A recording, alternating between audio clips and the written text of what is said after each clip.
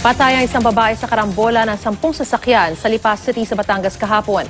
Ang biktima tumilapon mula sa tricycle at naipit pa sa gulong ng truck. Balitang hatid ni Tina Panganiban Perez.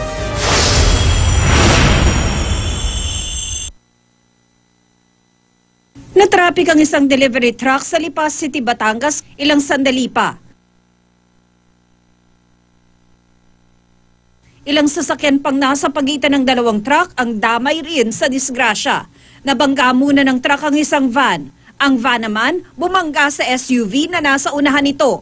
Ang SUV naman bumangga sa sasakyan sa harap nito. Sa kabuuan, 10 sasakyan ang nagkarambola.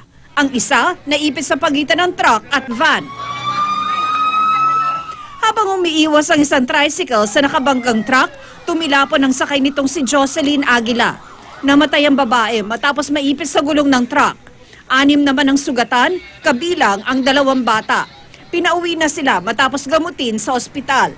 Base sa investigasyon ng mga pulis, sinabi ng driver ng truck na may narinig siyang sumabog sa ilalim ng kanyang sasakyan. Parang may kumalas daw at tumagas ang brake fluid. Nawalan daw siya ng preno.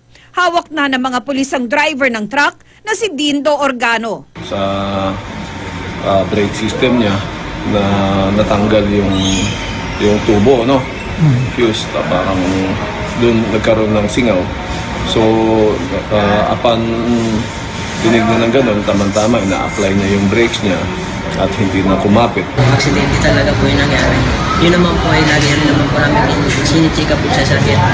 Siguro lang po meron pong pyesa siya na talagang malapit ang bumika. Nagkataon po na napwersa po nung nasa palusok po. Maharap ang driver sa reklamong reckless imprudence resulting in homicide and multiple physical injuries. Tina Panganiban Perez, GMA News.